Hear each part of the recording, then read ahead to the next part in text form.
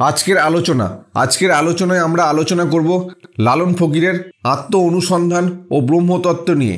এর আধ্যাত্মিক এবং দার্শনিক বিশ্লেষণ করব। লালন ফকিরের দর্শনে আত্ম অনুসন্ধান এবং ব্রহ্মতত্ত্ব দুটি অত্যন্ত গুরুত্বপূর্ণ ধারণা, যেগুলি গভীর আধ্যাত্মিক সত্য ও জীবনের মূল উদ্দেশ্য উপলব্ধি করতে সাহায্য করে। তিনি বিশ্বাস করতেন যে মানব জীবনের লক্ষ্য হলো নিজেকে জানতে পারা এবং সেই মাধ্যমে পরম সত্য বা ব্রহ্মের উপলব্ধি। আত্ম অনুসন্ধান লালনের দর্শনে এক গুরুত্বপূর্ণ পথ, যার মাধ্যমে মানুষ তার অন্তরের গভীরে প্রবেশ করতে পারে এবং নিজেকে অর্থাৎ আত্মাকে জানার চেষ্টা করে। লালন বলেন, আপন খবর না জানলে পরের খবর কি জানবি রে মন। এই উক্তিটি স্পষ্টভাবে বুঝিয়ে দেয় যে যখন পর্যন্ত আমরা নিজেদের গভীর সত্য বা আত্মাকে জানি না, তখন আমরা বাইরের পৃথিবী বা অন্যের পরিস্থিতি সম্পর্কে কোনো প্রকৃত ধারণা পেতে পারবো না। এটি উপনিষদের আত্মাং বৃদ্ধি, নিজেকে জানো তত্ত্বের সাথে মিলে যায়, যা বলে প্রকৃত জ্ঞান অর্জনের প্রথম পদক্ষেপ হলো নিজের আত্মার পরিচয় পাওয়া। আত্ম অনুসন্ধান একটি ধ্যান, সাধনা এবং আত্মবিশ্লেষণ প্রক্রিয়া, যা ব্যক্তিকে তার আসল সত্তার প্রতি সচেতন করে তোলে। লালনের ভাষায়, আপন খবর না জানিলে পরের খবর কি জানবি রে মন। এখানে লালন বলছে, যদি তুমি নিজেকে না জানো, তাহলে বাইরের পৃথিবী, অন্য মানুষ বা সমগ্র ব্রহ্মাণ্ডের ব্যাপারে কিভাবে জানবে। তাই আত্ম অনুসন্ধান, নিজেকে জানার চেষ্টা আমাদের মধ্যে সর্বাধিক গুরুত্বপূর্ণ। বর্তমান জীবনের উদাহরণ, আজকের দিনে আমরা আমাদের শারীরিক দেহ ও মনকে চেনার মাধ্যমে আত্ম অনুসন্ধান শুরু করতে পারি। আমরা যখন ধ্যান বা মাইন্ডফুলনেস প্র্যাকটিস করি, তখন আমরা আমাদের চিন্তা, অনুভূতি এবং শারীরিক অবস্থার প্রতি সচেতন হতে শিখি। এটি আমাদের নিজেদের গভীরে প্রবেশ করতে সহায়তা করে এবং জীবনে নানা সমস্যার মোকাবিলায় আত্মবিশ্বাসী ও শান্ত থাকতে সাহায্য করে। অন্যদিকে যখন আমরা বিভিন্ন সংকটে পড়ি, তখন যদি আমরা আত্ম অনুসন্ধান করি, তখন আমরা নিজেদের অনুভব করতে পারি এবং বুঝতে পারি কেন এই পরিস্থিতি আমাদের কাছে এতটা কঠিন মনে হয়। আত্মজ্ঞান অর্জন আমাদের জীবনের শান্তি ও সমাধান এনে দেয়। ব্রহ্মতত্ত্ব, লালনের ব্রহ্মতত্ত্ব হল পরম সত্যের ধারণা, যা আকারহীন, সর্বব্যাপী এবং নিরাকার।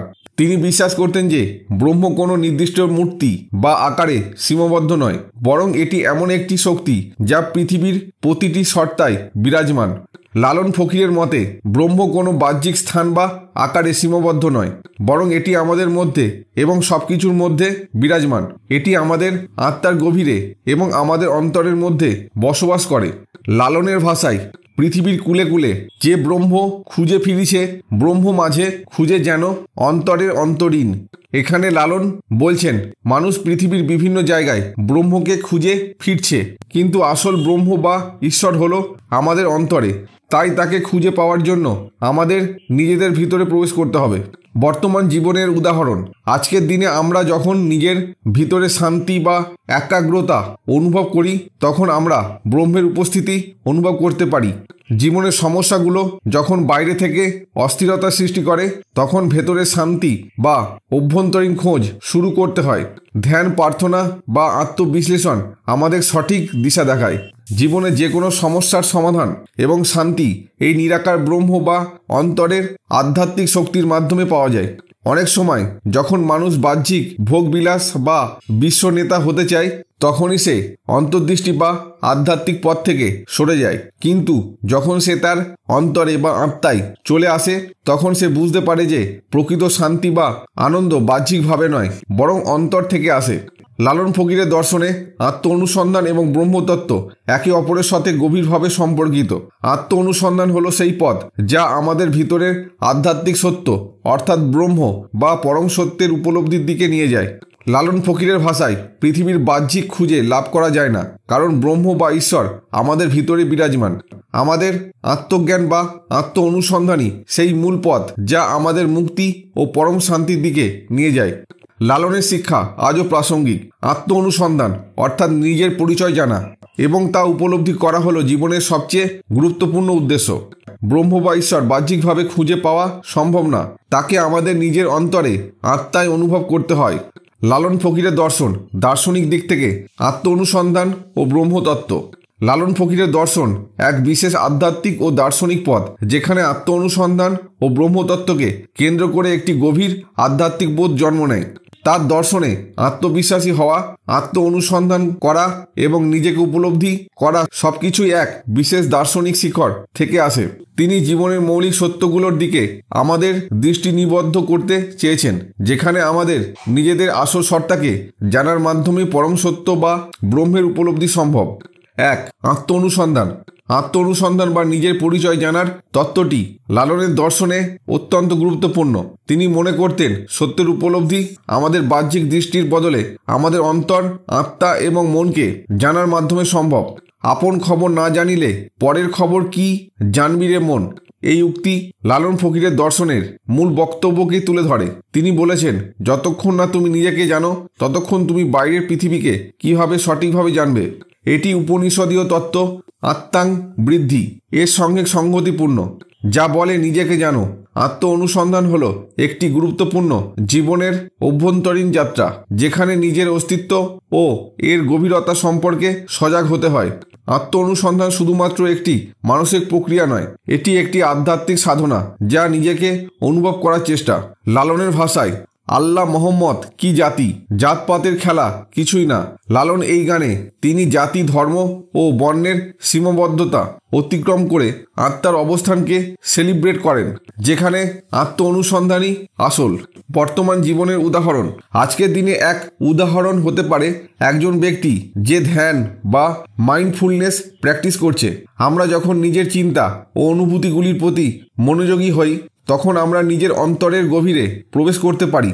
যেমন ধরুন, আপনি যখন কাজের চাপ বা ব্যক্তিগত সম্পর্ক নিয়ে চিন্তা করছেন, তখন যদি আপনি কিছু সময়ের জন্য স্থির হয়ে বসেন, আত্মবিশ্লেষণ করেন, তখন আপনি নিজেই আপনার সমস্যার মূল কারণ বা আপনার মনের অন্তর্নিহিত সত্যগুলো বুঝতে পারবেন। এটাই হলো আত্ম অনুসন্ধান, যেখানে আপনি আপনার অস্তিত্বের গভীরে গিয়ে আপনার সত্তা বা আত্মাকে উপলব্ধি করার চেষ্টা করছেন। 2. ব্রহ্মতত্ত্ব। ব্রহ্মতত্ত্ব হলো পরম সত্য বা সর্বশক্তিমান সত্তার ধারণা, যা নিরাকার ও অদ্বিতীয়।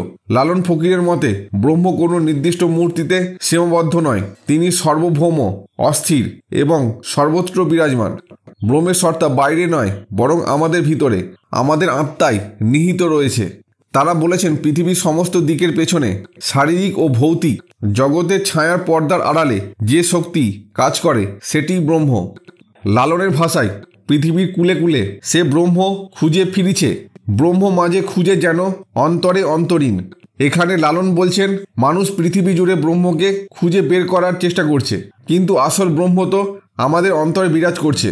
আমাদের ভিতরে এই আধ্যাত্মিক শক্তি বা পরম সত্যকে উপলব্ধি করার মাধ্যমেই আমরা মুক্তি লাভ করতে পারি। বর্তমান জীবনের উদাহরণ। আজকের বাস্তব জীবনে আমরা যখন কোনো নির্দিষ্ট বা সংকটে একান্তভাবে শান্ত থাকার চেষ্টা করি, তখন আমরা আসলেই আমাদের ভেতরের শক্তি বা ব্রহ্মের পরিস্থিতি অনুভব করতে পারি। ধরুন, আপনি একটি কঠিন পরিস্থিতিতে আছেন এবং আপনার ভেতরে কোনো সহায়তা নেই, কিন্তু আপনার জন্য একটি গভীর শান্তি বা একাগ্রতা অনুভব করছে, যা আপনাকে পরিস্থিতির সাথে সম্মুখী হতে সাহস যোগাচ্ছে। এটি হলো সেই নিরাকার ব্রহ্ম বা অদৃশ্য শক্তি যা আপনার ভিতরে রয়েছে এবং আপনার সমগ্র জীবনের পথকে সুগম করে দিচ্ছে। লালন ফকিরের দর্শনে আত্ম অনুসন্ধান ও ব্রহ্মতত্ত্ব একে অপরের সাথে গভীরভাবে সম্পর্কিত। আত্ম অনুসন্ধান হলো সেই পথ যা আমাদের ভিতরের আধ্যাত্মিক সত্য অর্থাৎ ব্রহ্ম বা পরম সত্যের উপলব্ধির দিকে নিয়ে যায়। তাই দর্শন আমাদের শেখায় যে বাহ্যিক জগতের সমস্ত কিছুই সাময়িক এবং পরিবর্তনশীল, কিন্তু আমাদের অন্তর বা মায়া হলো স্থায়ী এবং চিরন্তন। ব্রহ্ম কোনো বাহ্যিক সত্তা নয়, বরং এটি আমাদের ভিতরেই বিরাজমান, যা আমাদের প্রকৃত জীবন ও শান্তির উৎস। লালনের শিক্ষা আজও প্রাসঙ্গিক। আত্ম অনুসন্ধান এবং নিজেকে জানার মাধ্যমে আমরা সত্যের সন্ধান পাই। ব্রহ্ম বা পরম সত্য কোনো বাহ্যিক সত্তা নয়, বরং এটি আমাদের অন্তরে বিরাজমান এবং তা উপলব্ধি করার মাধ্যমেই আমরা মুক্তি লাভ করি। আজকের আলোচনা এখানে শেষ হলো।